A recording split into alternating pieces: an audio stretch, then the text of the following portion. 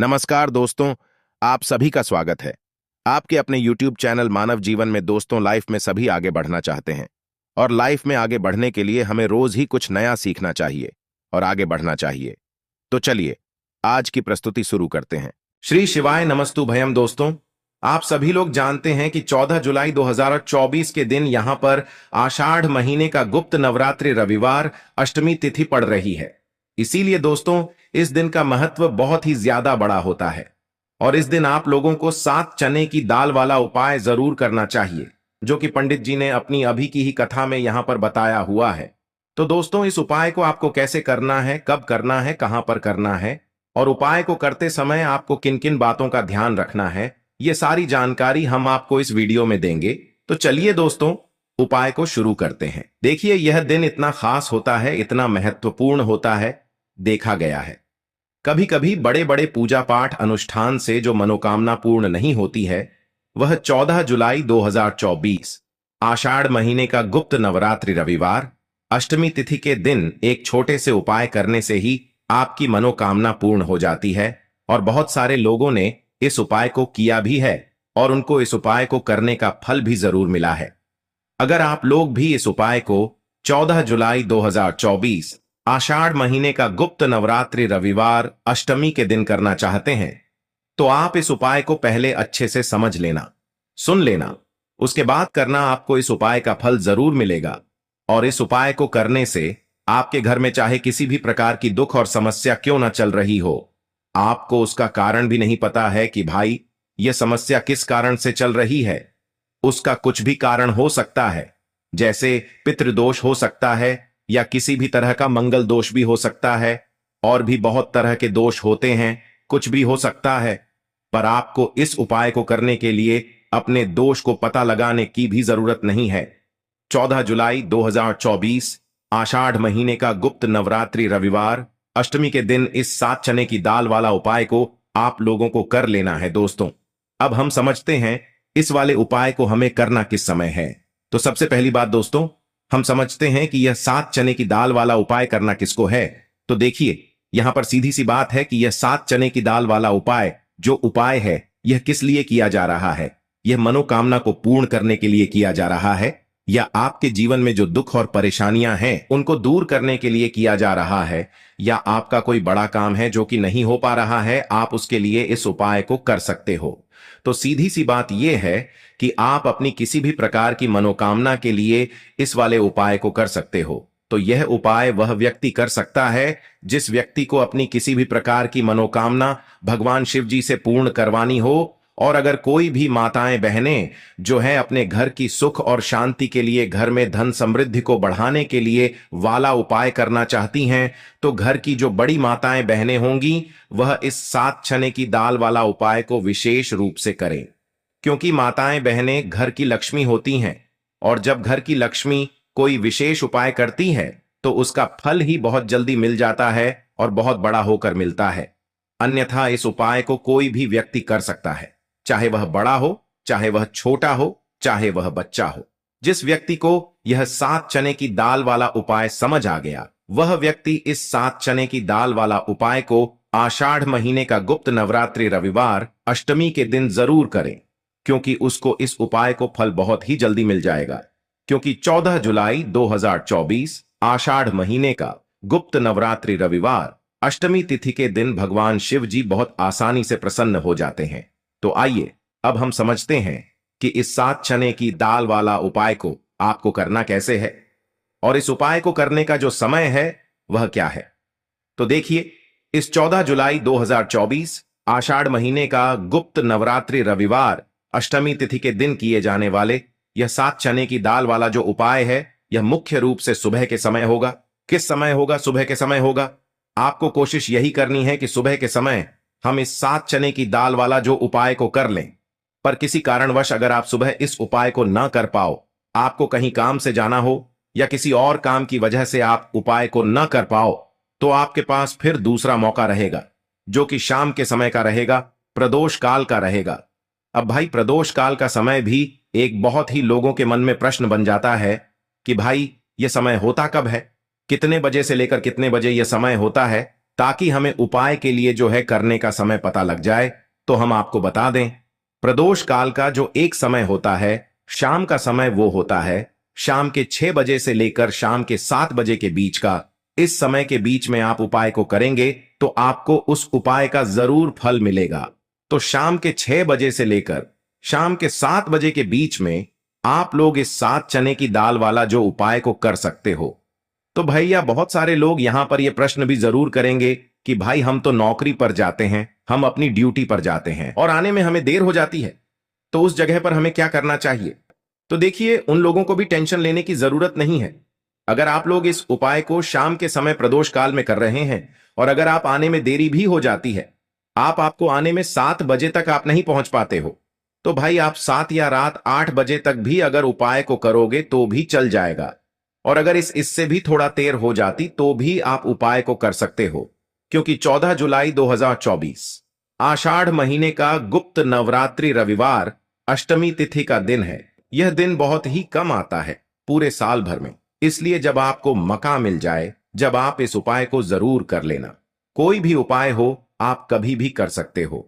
गुप्त नवरात्रि रविवार अष्टमी के दिन बस कोशिश करना कि समय के थोड़ा मतलब अंतर्गत ही कर लो, पर किसी कारणवश अगर ना कर पाओ तो फिर आप थोड़ा देरी से भी कर सकते हो, आपको उपाय का फल जरूर मिलेगा। पूज्य गुरुजी ने कहा कि जब भी आषाढ़ महीने का गुप्त नवरात्रि रविवार के दिन अष्टमी तिथि पड़े तो आपको सिर्फ 7 चने की दाल शिवलिंग के ऊपर समर्पित कर देना है।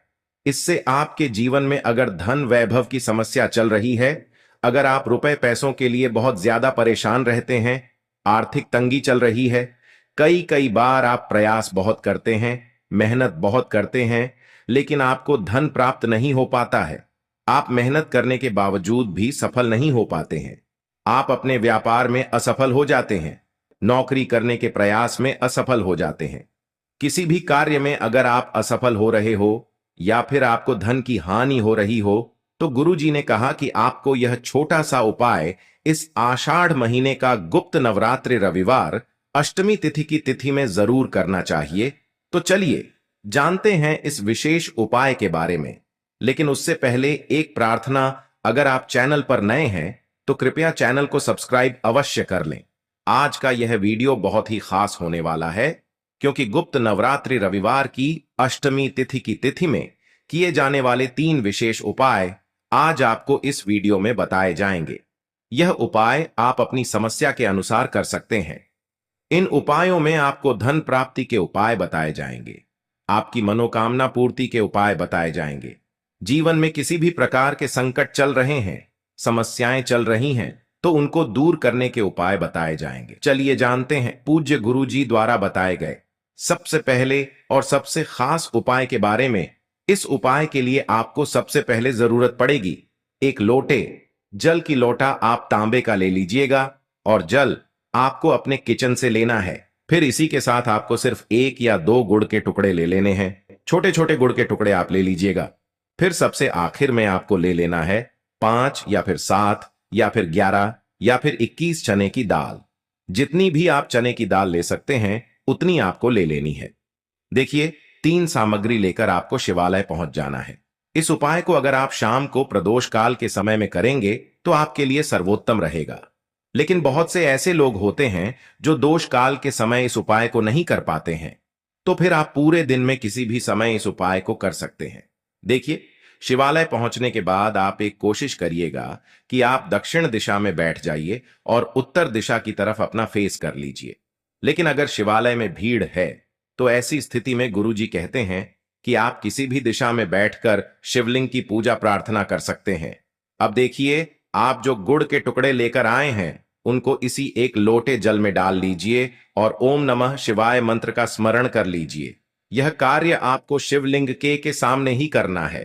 फिर इसके बाद आप जितनी भी चने की दाल लेकर आए हैं उनके ऊपर इस जल से थोड़ा सा जल डाल लीजिए, जिससे आपकी ये चने की दाल गीली हो जाए, थोड़ी सी गीली हो जाएंगी। अब आपको चने की दाल ये अपनी हथेली में रखनी है और महादेव से प्रार्थना करनी है। लेकिन कौन से महादेव से? बृहस्पति शवर महादेव से आपको प्रार्थना करनी है कि मेरे जीवन में धन प्राप्ति से संबंधित बहुत ज्यादा समस्याएं चल रही हैं, व्यापार अच्छे से नहीं चल रहा है, नौक में कोई ना कोई बाधा आ जाती है।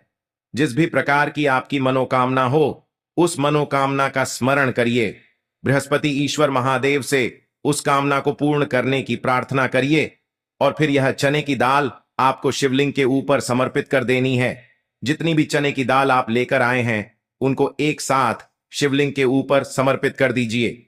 अब देखिए, यह दाल समर्पित करने के बाद आप जो एक लोटा जल लेकर आए हैं जिसमें आपने गुड़ के टुकड़े मिलाए हैं, उस जल से आप थोड़ा जल सबसे पहले श्री गणेश जी वाले स्थान में समर्पित कर दीजिए। फिर थोड़ा सा जल आप श्री कार्तिकेय जी वाले स्थान में समर्पित कर दीजिए। फिर थोड़ा सा जल माता अशोक सुंदरी वाले स्थान में समर्पित कर दीजिए और फिर थोड़ा सा जल माता पार्वती के हस्त कमल में समर्पित करते हुए आपको बाकी बचा हुआ पूरा जल शिवलिंग के ऊपर समर्पित करते जाना है और लगातार ओम नमः शिवाय या फिर शिव महापुराण के मूल मंत्र श्री शिवाय नमस्तुभ्यम, इन दोनों में से किसी भी एक मंत्र का लगातार स्मरण करते जाना है। पूज्य गुरु जी ने कहा कि जल आपको बिल्कुल धीरे धीरे समर्पित करना है और समर्पित करते हुए ध्यान रखिएगा कि इस जल के छींटे आपके पैरों के ऊपर ना लगे। फिर उसके बाद वहीं शिवलिंग के सामने बैठकर बृहस्पति शवर महादेव से प्रार्थना करते हुए आपको वापस अपने घर आ जाना है। पूज्य गुरु जी ने कहा कि गुप्त नवरात्रि रविवार के दिन, अष्टमी तिथि के दिन अगर हम लोग चने की दाल वाला कोई भी उपाय शिवलिंग के सम्मुख करते हैं तो इससे हमें महादेव तथा भगवान नारायण की एक साथ कृपा प्राप्त होती है।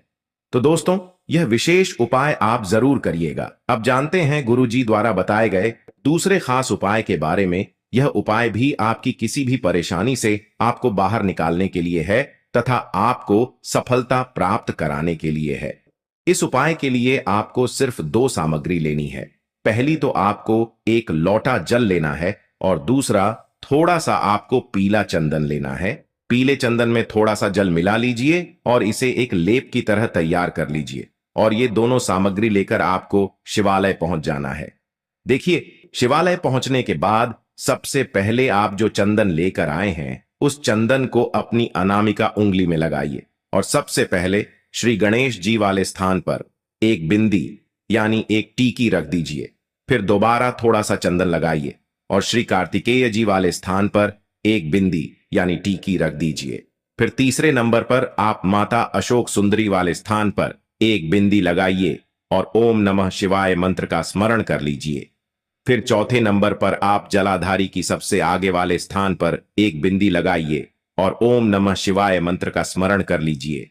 फिर 5वें नंबर पर आप माता पार्वती के हस्त कमल में एक बिंदी लगाइए और ओम नमः शिवाय मंत्र का स्मरण कर लीजिए।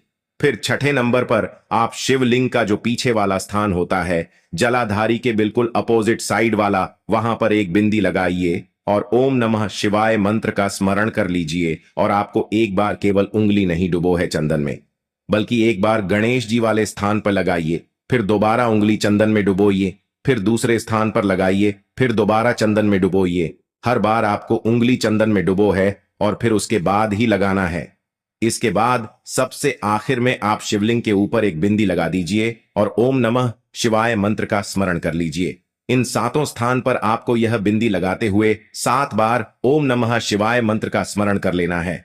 इसके बाद आप जो एक लोटा जल लेकर आए उसको धीरे धीरे समर्पित करते हुए ओम नमः शिवाय या श्री शिवाय नम शुभम मंत्र का स्मरण करिए।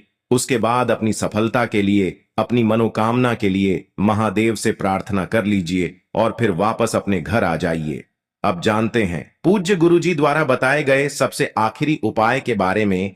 यह उपाय भी आपकी मनोकामना को पूर्ण करने के लिए है।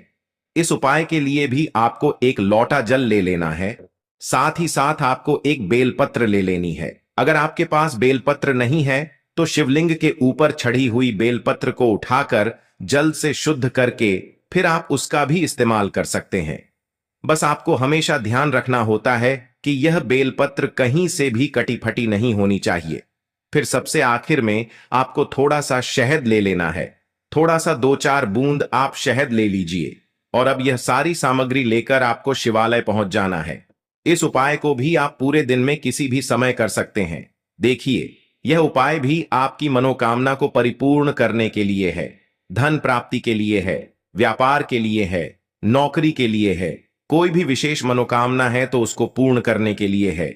अब देखिए, शिवालय पहुंचने के बाद सबसे पहले आप जो एक बेल पत्र लेकर आए हैं, बेल पत्र की तीनों पत्तियां जिस स्थान पर जुड़ी रहती थी हैं, उसी स्थान पर आपको यह शहद लगा देना है।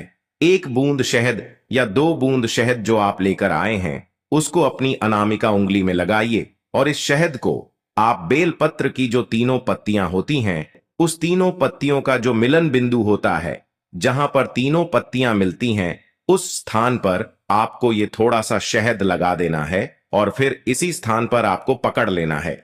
जिस स्थान पर आपने शहद लगाया है, उसी स्थान पर आप पकड़ लीजिए और इस बेल पत्र को आप शिवलिंग के ऊपर समर्पित कर दीजिए।